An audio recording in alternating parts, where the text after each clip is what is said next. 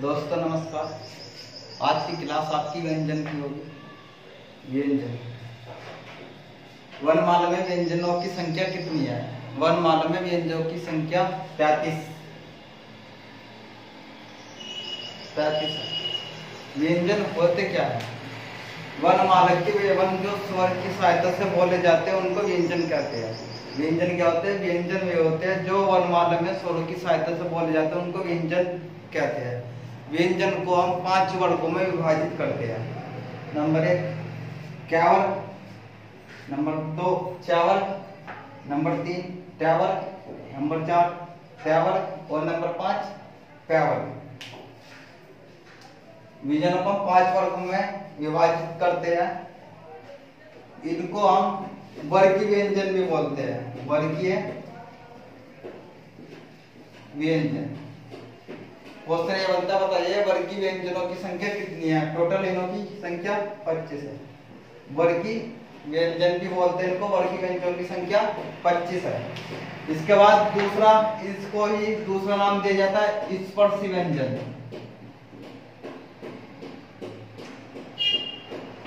स्पर्श व्यंजन। स्पर्श व्यंजन में होते हैं जब हम अपने फेफड़ों से किसी वर्ण का उच्चारण करते हैं, फेफड़ों से जो हवा निकलती है, कोई भी तंत्रिका को छूकर जो बाहर निकलती है, छूकर जो वर्ण बोला जाता है उसको स्पर्श व्यंजन बोलते हैं। तो स्पर्श व्यंजनों की संख्या भी 25 है। मैंने बताया इन वर्णों को वर्गीय व्यंजन की संख्या 25 है और स्पर्श व्यंजन की संख्या 25 है। अगर बात करें क्वेश्चन ऐसे बन जाता, बताइए कि क्या वर्ग में कौन सा व्यंजन नहीं आता? इनमें से कोई भी एक रख देगा और इनमें से 3 रख देगा। जैसे पहला क्वेश्चन,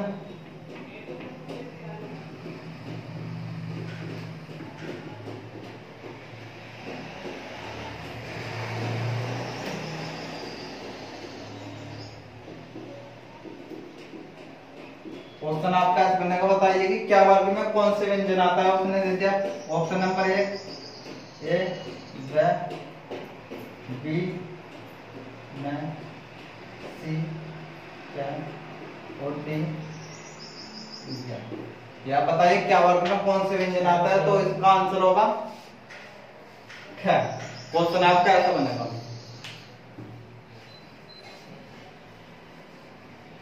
इसके बाद आपको मैंने बताया वर्गीय व्यंजन बता दिया और स्पर्श व्यंजन बता दिया। वर्गीय व्यंजनों की संख्या 25, स्पर्श व्यंजन की याद रखना। स्पर्श व्यंजन को एक दूसरे नाम से भी जानते हैं, उदित व्यंजन। उदित व्यंजन।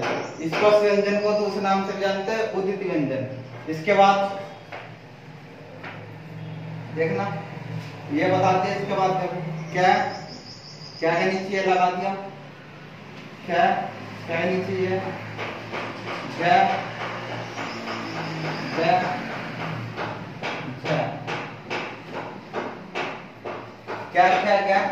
ये सिंपल क्या है?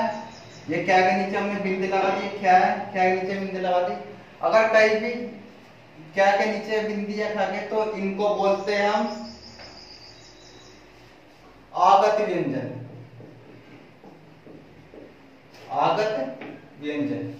क्वेश्चन ये बताइए कि हिंदी वर्णमाला में आगत व्यंजनों की संख्या कितनी है? तो आगत व्यंजनों की संख्या होती है 4। आगत व्यंजनों की संख्या होती है 4। कौन कौन से? क्या और ज। यानी अगर इनके नीचे हम बिंदी लगाते तो इस जैसे एक तो होता है जाम, एक होता है ये बिंदी।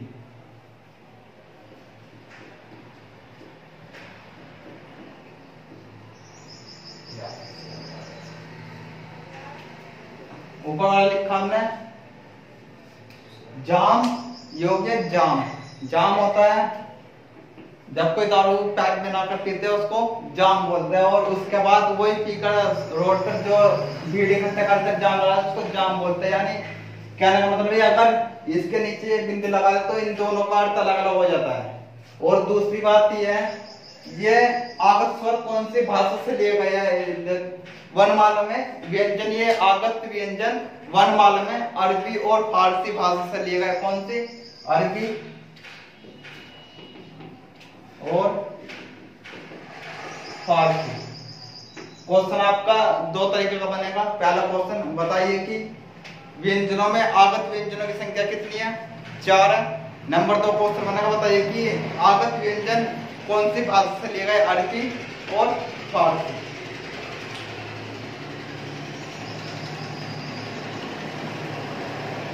इसके बाद वर्ग का ये जो लास्ट जो होता है,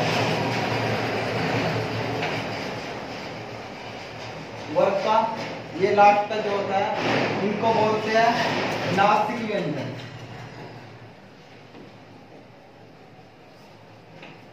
नासिक व्यंजन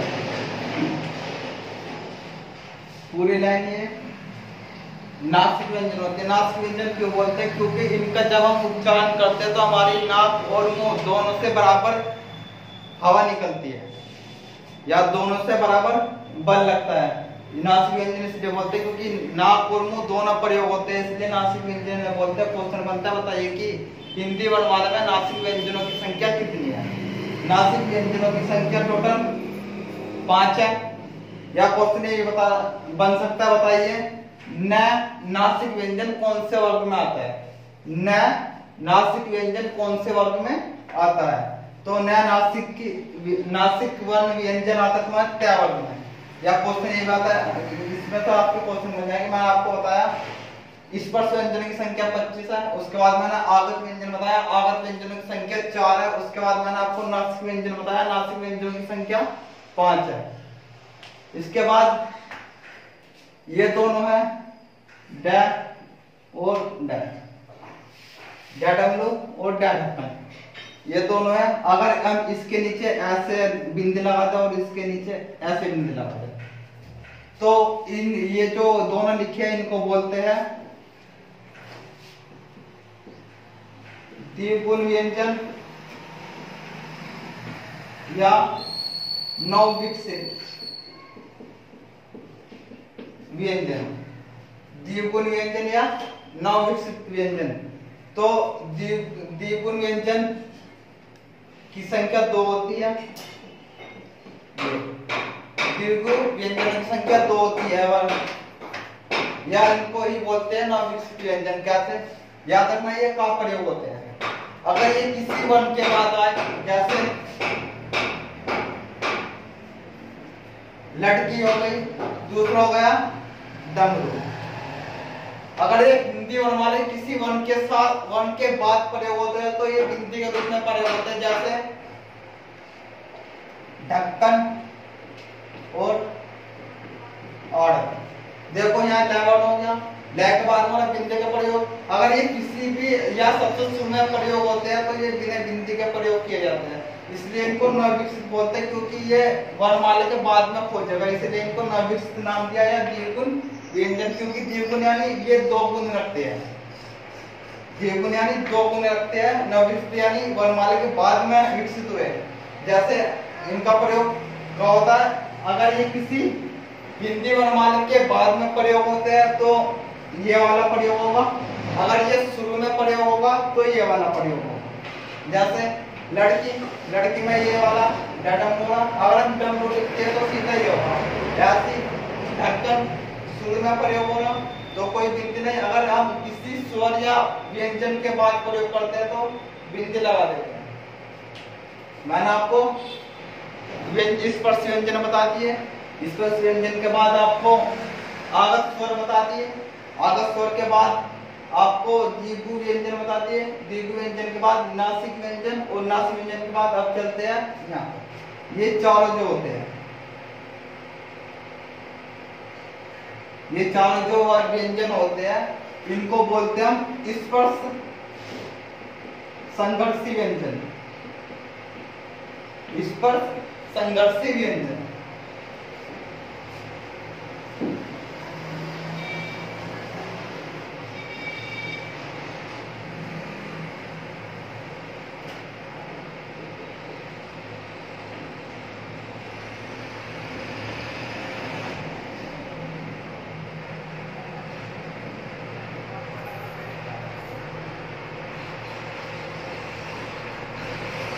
इन चारों के इन चारों को बोलते हैं स्पर्श संघर्षी व्यंजन।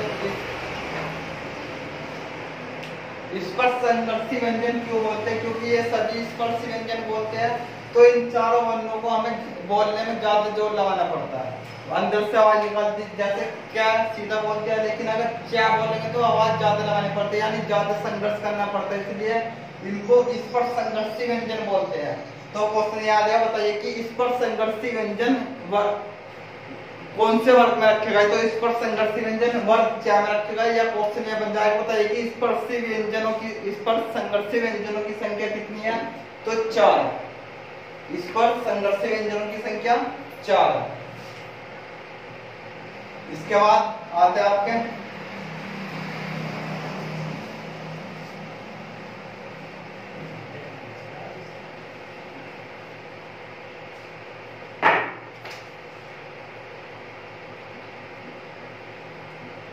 अंत्यस्थ व्यंजन। अंत्यस्थ व्यंजन, अंत्यस्थ व्यंजनों की संख्या टोटल 4 है। कौन कौन से?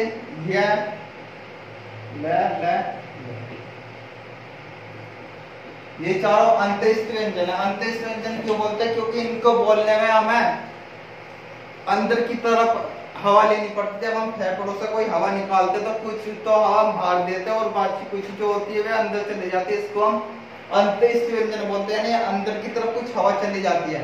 इनकी संख्या 4 है। अगर हम इसमें इन चारों में बात करें, यह और वह की, यह और वह की, तो इनको बोलते हैं, इनको अर्धस्वर व्यंजन भी बोलते हैं। अर्धस्वर व्यंजन भी बोलते हैं इन दोनों। कैसे? जैसे हमने लिखा शब्द मिठाई, ये मिठाई लिख दिया, ठीक। अगर हम ये अंत्यस्थ व्यंजन है, अगर हम इसको खत्म करते हैं तो हम इसके स्थान पर पूरे स्वर का प्रयोग कर सकते हैं। अगर हम इसको खत्म करते हैं तो इसके स्थान में पूरे स्वर का प्रयोग करते हैं। जैसे ये हो गया मिठाई। मैंने आपको बताया था फर्स्ट क्लास में, बताया था कि जब 14 सितंबर 1949 को संविधान में आर्टिकल 347 क्या में हिंदी भाषा जोड़ गए थे, तो हिंदी भाषा में मानक शब्द रखे गए थे। मानक यानी जिसको मान्यता प्राप्त है, जो ज्यादा चलन में। तो ऐसे इसमें दोनों ही ये शुद्ध है, दोनों ही शब्द शुद्ध है, लेकिन मानक जो है इसमें ये मिठाई है। ज्यादातर आप लिखाई में या जाबी देखते हो, इस वाले मिठाई को देखते हो, ये बहुत कम यूज होता है। इसलिए अर्धस्वर इसलिए बोलते हैं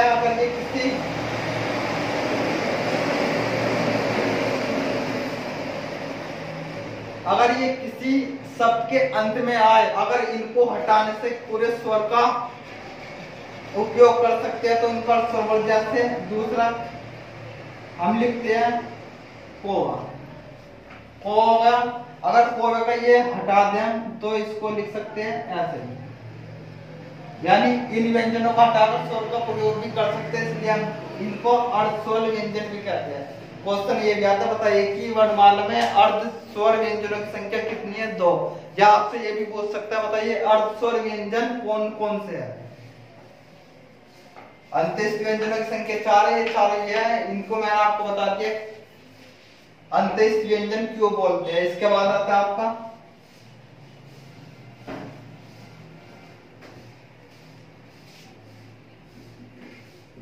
ऊष्म व्यंजन। ऊष्म व्यंजन हिंदी वर्णमाला में ऊष्म व्यंजनों की संख्या भी 4 है। ऊष्म व्यंजन किसको बोलते हैं? ऊष्म व्यंजन उनको उन्हें बोलते हैं जिनको बोलने में हमारे मुख से ऊष्मा बाहर निकलती है। जिनको बोलने में हमारे मुख से ऊष्मा बाहर निकलती है उसको ऊष्म व्यंजन बोलते हैं। इनकी संख्या 4 है।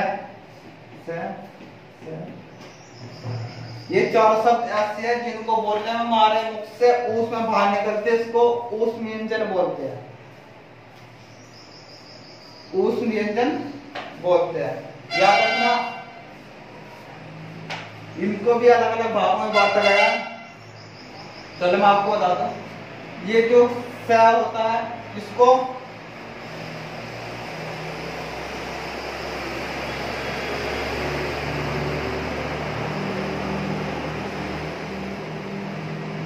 वाले सा को तालु ऊष्म व्यंजन बोलते हैं, यानी इस सा को बोलने में हमारी जीभ तालु से टकराती है, इसको बोलते हैं मूर्धा ऊष्म व्यंजन, और इसको बोलते हैं दंत ऊष्म व्यंजन। दंत, इसको इस सा को बोलने में हमारे दांतों का दोनों दांत आपस में मिल जाते हैं। जब इस बड़ा सा बोले सा तो यानी दोनों दांतों का प्रयोग होता है, इसलिए इसको दंत ऊष्म व्यंजन भी कहते हैं, लेकिन इतना डीपली पूछा नहीं जाता फिर भी। और इसको बोलते हैं स्वतंत्र ग्रंथि स्वर, स्वतंत्र ग्रंथि स्वर इसको बोलते हैं। हाँ, यानी ये किसी भी कुछ नहीं है, सीधा बाहर निकलता है। दोस्तों, अगर वीडियो अच्छी लगे तो इसको सब्सक्राइब और लाइक और शेयर करना। अगर कोई आपको गलती लगे तो कमेंट्स में लिखना, हम उसको सुधारने की कोशिश करेंगे। थैंक यू, और इससे आगे आपको कल करेंगे।